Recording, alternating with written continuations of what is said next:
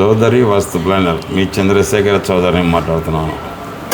చూడండి ఫ్రెండ్స్, ఈ ఇంట్లో నంద్యాల చెక్ పోస్ట్ నుంచి ఆత్మగురు వై లైన్లో నందికొడుగురు వై లైన్లో వినాయకుని గుడి దుకాణం నుంచి ఇట్లా లోపలికి వస్తే దక్షిణానికి వస్తే ఉంది అన్నమాట. ఇది ఉత్తరం వీధి, ఇది పశ్చిమ వీధి. వాయువం బ్లాక్ ఇది. ఈ వాయువం బ్లాక్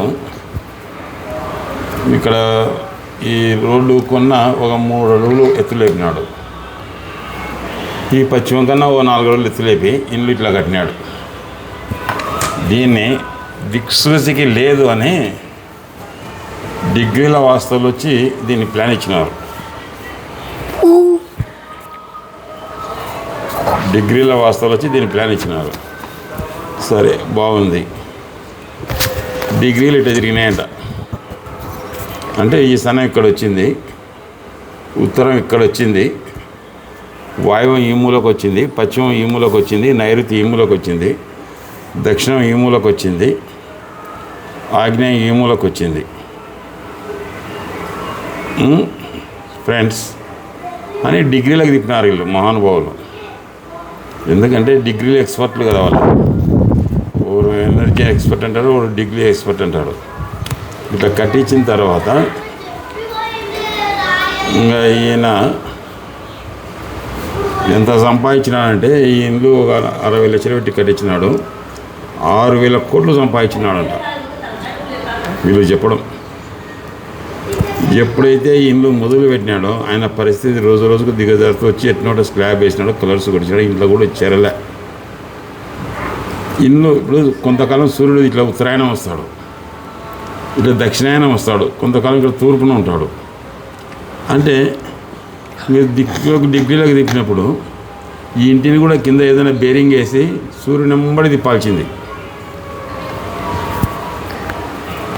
నీకే ఇట్లా డిగ్రీలో వాస్తు కడితే ఇబ్బంది పడతావు. ఇది ఆగ్నేయ ప్రాచ్ అవుతుంది, ఈశాన్య ప్రాచ్ అవుతుంది, ఆ ప్రాచ్ అవుతుంది, ఈ ప్రాచ్ అవుతుంది అని దీన్ని ఇట్లా తిప్పి కట్టించినారు. కోట్లు సంపాదిస్తావు నువ్వు, అది సంపాదిస్తావు.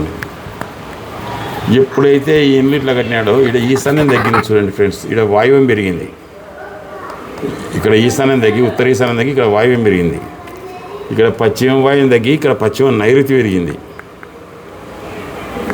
ఇక్కడ దక్షిణ నైరుతి తగ్గి ఇక్కడ దక్షిణ ఆగ్నేయం పెరిగింది. తూర్పు ఆగ్నేయం తిరిగి తూర్పు ఈశాన్యం పెరిగింది. అంటే తూర్పు ఈశాన్యం పెరిగింది. ధనం కుదవలేదని చెప్పినారంట. ఇంట్లో గోల్డ్ సంపాదిస్తావు, బంగారు సంపాదిస్తావు, కోట్లు సంపాదిస్తావు, ఎదురే లేదని చెప్పి ఇంకా అంతప్పుడు ఇంతప్పుడు అని ఈ ఇల్లు కట్టించినారు.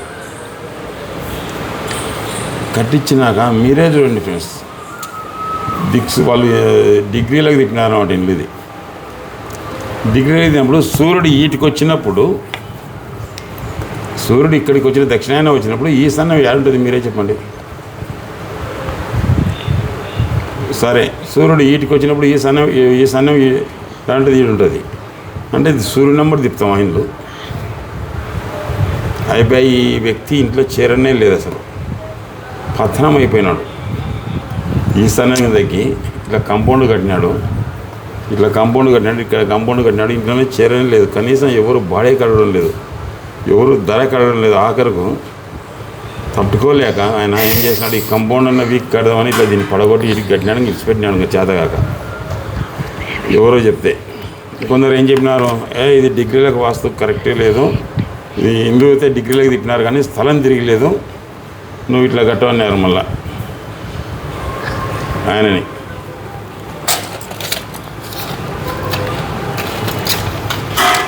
మళ్ళీ ఇట్లా కట్టు అని చెప్పినారు.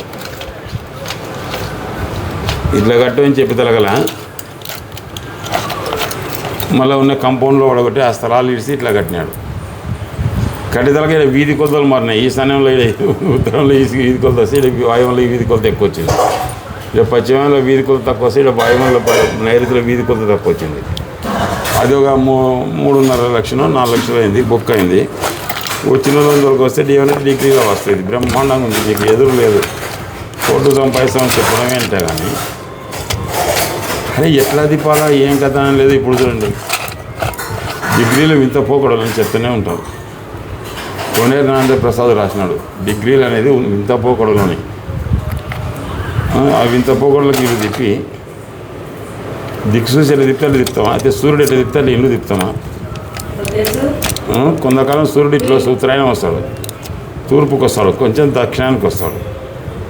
అయిపోయి ఈ ఇండ్లు కొనేదాడు కదా పడుబాటు పడిపోయింది. ఇంట్లో కూడా చేరలేదు అసలు. కిటికీలు విక్కపోయినారు ఎవరు, కిటికీలు విక్కపోయినారు. ఇదంతా ఇది కాంపౌండ్ వీక్ కట్టడం, అది కట్టడం, ఇది కట్టడం, ఇంకా కుక్కలు గిక్కలు అన్నీ వచ్చి అంత ఎవరు ఉండి ఆఖరి కనీసం పనికి రాయకుండా అయిపోయింది. లెట్రిన్ కొంత డిగ్రీల వాస్తకు ఇక్కడ తీసినారు ఈ సమయంలో, ఇక్కడ తీపియాలని తీపించినారు లెట్రిన్ కొంత డిగ్రీల వస్తు కంటే అది అని అంతే. కొంతకాలం మేము ఈ సన్నానికి వస్తుంది, కొంతకాలం తూర్పుకి వస్తుంది లెట్రిన్ కొంత. చూడండి ఫ్రెండ్స్, డిగ్రీలు వద్దు. డిగ్రీలో జోలిపోతే కర్నూలులో మించిన బజార్ ఉంది, ఇట్లా క్రాస్ ఉంటుంది. అది దక్షిణం ఫేస్ ఇట్లా అయితే బజార్, ఇట్లా దక్షిణం ఇట్లా బజార్ ఉంటే క్రాస్ ఇట్లా క్రాస్గా బజార్ ఉంటే షాపులు ఇట్నే ఉంటాయి అన్నీ. మీరు ఒకసారి కర్నూలులో మించిన బజార్ వేయండి చూడండి.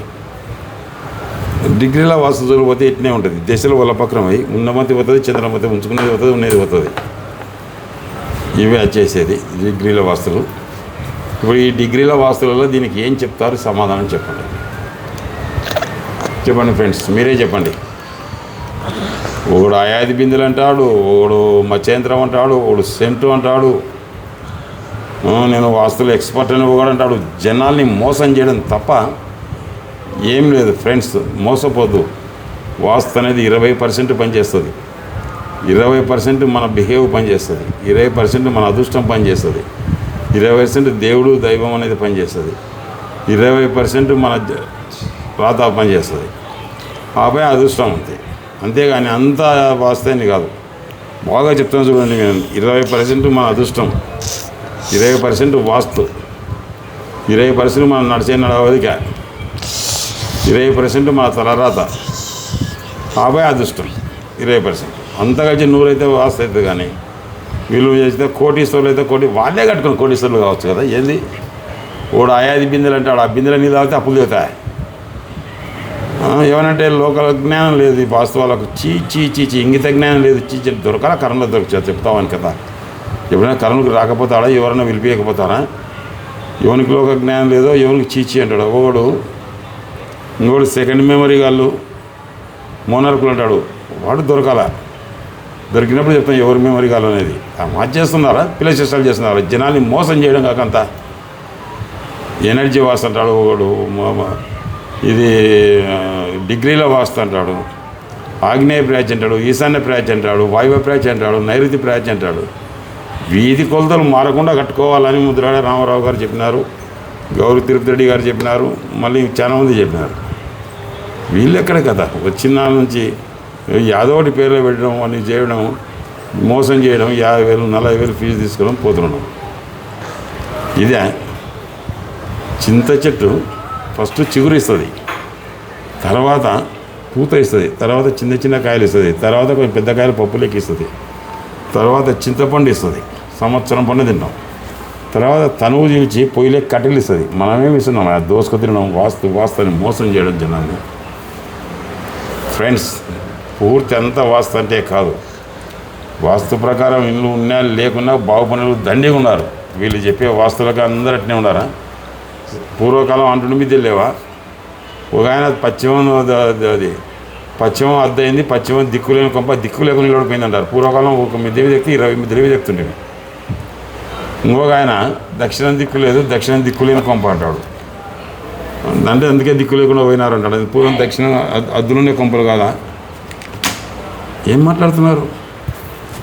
ఇప్పుడు ఘంటసాల ఉన్నాడు, ఎన్టీ రామారావు ఉన్నాడు, నాగేశ్వరరావు ఉన్నాడు, చిరంజీవి ఉన్నాడు, ఎస్వి బాలసుబ్రహ్మణ్యం గారు ఉన్నారు, ఇందిరాగాంధీ గారు ఉన్నారు. వాళ్ళ జాతక పురుషులు. నరేంద్ర మోడీ గారు ఉన్నారు, చంద్రబాబు నాయుడు ఉన్నాడు, వైఎస్ రాజశేఖర్ ఉన్నాడు. వీళ్ళల్లా జాతక పురుషులు. అంతేగాని మన వాస్తవంలో వచ్చినట్లు కాదు వీళ్ళల్లా. లాల్ బహదూర్ శాస్త్రి, గాంధీ, ఎందరో మహానుభావులు, అల్లూరి సీతారామరాజు, భగత్ సింగ్, ఇటులలో జాతక పురుషులు పుట్టుకతోనే వస్తుంది. కానీ వాళ్ళ వాస్తుల వల్ల వచ్చినారు వీళ్ళల్లా. అన్ని సుల్లకూతలు. సరే ఇల్లు కట్టిస్తున్నారు పట్టణంలో చుట్టూ కాంపౌండ్ పెట్టి. కర్నూలు నాకైతే తెలియదు, కర్నూలు సిటీలో ఒక్కడన్నా ఎమ్మెల్యే పుట్టినాడా? ఒక ఐఏఎస్ ఆఫీసర్ ఉన్నాడా? ఒక ఉన్నాడా? ఎక్కడ అంతా పల్లెటూరు నుంచి వచ్చిన వాళ్ళే కదా, అంటు మిద్దల నుంచి వచ్చిన వాళ్ళే కదా. ఒక ఐఏఎస్ ఆఫీసర్ కర్నూలులో పుట్టినది చెప్పాను నాకు. ఒక ఎర్రబురుసు కాడ మాదన్న అని ఫ్యామిలీ జిల్లా ఉన్నప్పుడు ఫ్యామిలీ కలెక్టర్ ఉన్నాడని కొంచెం పెద్దలు చెప్పాను నేను బ్రిటిష్ గవర్నమెంట్లో. అంతేగాని ఇల్లు కట్టే చైన్లలో అన్ని దరిద్ర నాకుడు కంపలు ఏదో డబ్బు సంపాదించు కానీ పేరు ప్రతిష్టలు సరే. కర్నూలు హెడ్ క్వార్టర్లో పుట్టినాడు ఒక్కని ఎమ్మెల్యే అని చెప్పాను నాకు. కర్నూలు ఎమ్మెల్యే రాంపాల్ చౌదరి వేలాడి నుంచి వచ్చినాడే, కేఈ కృష్ణమూర్తి కమ్మాలపాటి నుంచి వచ్చినాడే, లదేగిరి భాస్కర్ రెడ్డి ఆరు నుంచి వచ్చినాడే, టీజీ వెంకటేష్ గారు పెత్తంలో నుంచి వచ్చిన వాళ్ళే, వాళ్ళు అక్కడ ఆధునిక నుంచి వచ్చిన వాళ్ళే, గఫూరు పెద్దపసల నుంచి వచ్చినాడే, ఆసిఫ్ ఖాన్కి అయితే నాకు తెలియదు. ఇంతమంది వీళ్ళు వచ్చినారు. వీళ్ళల్లా పల్లెటూరు నుంచి వచ్చిన వాళ్ళే కదా. వీళ్ళల్లా బైరెడ్డి రాజశేఖర రెడ్డి ముచ్చవరం నుంచి వచ్చినాడే, గౌరీంకరెడ్డి బ్రాహ్మణ్పూర్ నుంచి వచ్చినాడే, గౌరీ చరితమ్మ కొడదాల నుంచి వచ్చినది ఆమె. వీళ్ళు టౌన్లో వీళ్ళు మేము ఇంత పొడవు చీలుస్తూ ఉంటున్నారు ఫ్రెండ్స్. మోసపోవద్దు. 20% వాస్తు పనిచేసేది, అంతకన్నా ఎక్కువ పని చేయదు. దేవుడు అనేవాడు ఒకడు ఉన్నాడు. వాస్తు ప్రకారం ఇండ్లు లేకున్నా ఆ వాస్తు ప్రకారం కింద పడి సత్యరాతి ఉంటే కూడా దేవుని నమ్ముకుంటే కింద పడి దెబ్బ తగిలిచ్చి వాస్తు మార్చుకోవడానికి ఆయన అవకాశం కల్పిస్తాడు మహానుభావుడు. ఇందుగలడు అందులేడని సందేహం కలదు. చక్రి సర్వోపగం ఎందెందుకలినా అందందుగల ధారావాగ్యం ఉంటూ వాస్తు బాలినులు కూడా ఆ భాగ్యవంతులను కొన్ని వందల మంది చూపిస్తారు. దైవం అనేది ఉన్నాడు. సరే, మన హిందువులమే వాస్తు అంటున్నాం. క్రిస్టియన్స్ వాస్తు అంటారా? ముస్లిమ్స్ వాస్తు అంటారా? వాళ్ళు సౌకర్యాలు లేరా? ముస్లిమ్స్లో క్రిస్టియన్స్లో సౌకర్యాలు లేరా? వీళ్ళు చెప్పి ఏంది వీళ్ళన్నీ మోసం మాటలు ఫ్రెండ్స్. వీళ్ళ మాటలు నమ్మొద్దు. వీళ్ళంతా మోసమే. వాస్తు అనేది పక్కా మోసం. వాస్తు అనేది ఉంది కొంతవరకు, ఒక 20% 30% పనిచేస్తా కానీ మొత్తం వాస్తు అంటే కాదు. సరే, అట్లా వాస్తు కట్టుకొని నేను కూడా ఒక ఎమ్మెల్యే కావచ్చు. ఈ వాస్తు పండితులలో వాళ్ళకి ఇళ్ళకి చెప్పే బదులు వీళ్ళే ఎమ్మెల్యేలు, ఎంపీలు, పీపీలు, గీపీలు కావచ్చు కదా. ఎందుకు అడక తినాలి? ఊరంబడి 50,000 ఇస్తాం, 30,000 ఇస్తాం, 40,000 ఇస్తాం, ఎందుకు అడక తినాలా? ముద్రాడే రామారావు ఏం చెప్పినా అంటే తాను సౌకారి ఎదుటి వాళ్ళకి చెప్పాలన్నాడు. వీళ్ళు సౌకర్యం ఎదుటి వాళ్ళకి చెప్పాలి కానీ వీళ్ళు పొద్దున్న లేదు మందిని వాళ్ళని అది పెట్టి ఇది పెట్టి మెట్ల కింద బాత్రూమ్ ఉంటే ఒక ఆయన గుజ్జవాళ్ళు అవుతారు, ఆడలో కుసుమ వ్యాధులు వస్తాయని గడ్డ మన మీసాలు నడిచినాయి, మూతి నడిచింది చెప్తాడు. సరే, తూర్పు వేదిన వాళ్ళకి అందరికీ ఆజ్ఞానాలు ఉన్నాయి. అయితే వాళ్ళల్లో గుజ్జలు అయితే మళ్ళీ వాళ్ళకి పిల్లలు ఎట్లా పుట్టరు? ఏమి స్వామి పుట్టించినాడ? తిరుపతిలో వెంకటేశ్వర స్వామి కూడా ఆగ్నేయంలో బాగుంది అంటే ఇంకా అదేంది? నోటికి మాట్లాడితే అర్థం పడుతూ ఉంటా ఫ్రెండ్స్. మాటలు నమ్మొద్దు.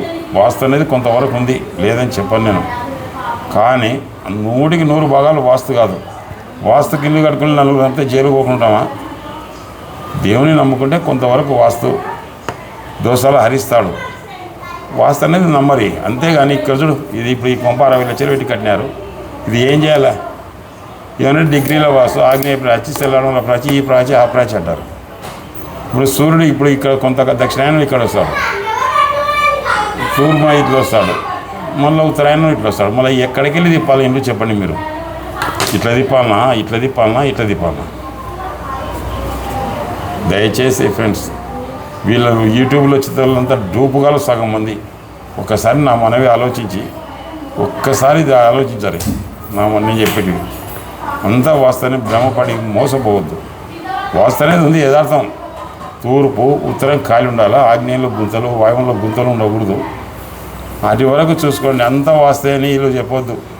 నైరుతిలో గుంతలు కానీ, పశ్చిమాల గుంతలు కానీ, వాయువులో గుంతలు కానీ, ఆగ్నేయంలో గుంతలు కానీ, దక్షిణాల గుంతలు లేకుండా దక్షిణం పశ్చిమం ఖాళీ స్థలం తక్కువ వదిలి, తూర్పు ఉత్తరాలు ఎక్కువ వదిలి ఖాళీ స్థలం, దక్షిణం కన్నా ఉత్తరాన ఖాళీ స్థలం ఎక్కువ వదిలి, పశ్చిమం కన్నా తూర్పున ఖాళీ స్థలం ఎక్కువ వదిలి ఇల్లు కట్టుకొని సంతోషంగా ఉండరు. కానీ వీళ్ళ బ్రోకర్ మాటలు, వీళ్ళ లోఫర్ మాటలు మాత్రం వినొద్దు. అయితే బాల్కనీ వేయకూడదు. చూడండి ఫ్రెండ్స్, దక్షిణంలో 2 అడుగులు ఖాళీ స్థలం విడిచి, ఉత్తరంలో 3 అడుగులు ఇడుస్తారు, 4 అడుగులు ఇడిస్తే 3 అడుగులు బాల్కనీ వేస్తారు. అది మూత వన్నట్టే. ఒక్కసారి నా మాట వినండి ఫ్రెండ్స్. ఒక్కసారి నేను చెప్పేది ఒకసారి అవలోకనం చేయండి. నా వీడియోలు చూడండి. నా వీడియోలు చూసి నేను చెప్పినవి ఉన్నాయో లేదో ఒకసారి గమనించండి. బుద్ధి కర్మానుసారి కర్మను బట్టి ఇండ్లు తయారవుతుంది. మనం చేసుకున్న పాప ఫలితమే మన ఇండ్లు. ఉంటా ఫ్రెండ్స్, మళ్ళీ నెక్స్ట్ వీడియోలో కలుస్తాం.